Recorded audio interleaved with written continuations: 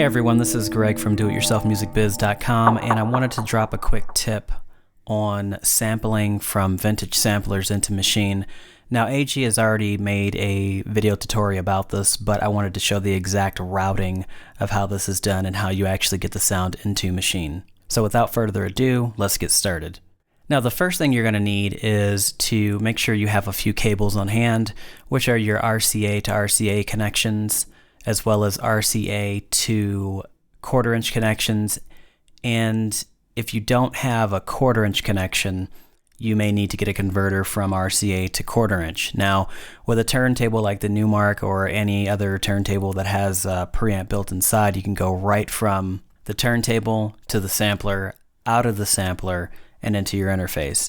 If you have a more professional type of turntable, something like Technics 1200, you're going to need something like the BBE phono preamp. So you'll be going out of the turntable into the preamp, out of the preamp into the sampler, out of the sampler, and then into the interface.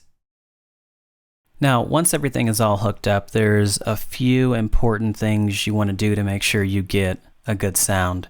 The number one thing is to make sure your gain staging is correct. You want to be feeding in the optimal level from your turntable into your hardware sampler. On the SP303, you can control what's going into your interface via the volume knob. You also want to make sure that you have external source pressed. This way anything that's coming through the SP can be heard directly through your speakers and monitored. As you go into the interface, you want to make sure that you have instrument enabled, not preamp, but instrument, because you're treating the SP303 like an instrument. This will also reduce noise. Now, jumping back to the SP303, I want to show you exactly why that external source option is important.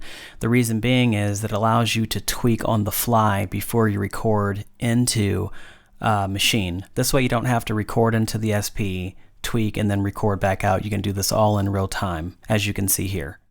As far as you can see, there's a winding road of ecstasy.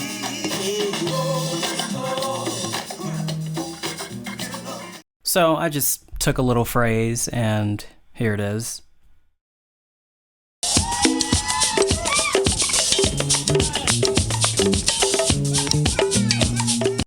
And then from there you can just chop it up and use it however you want.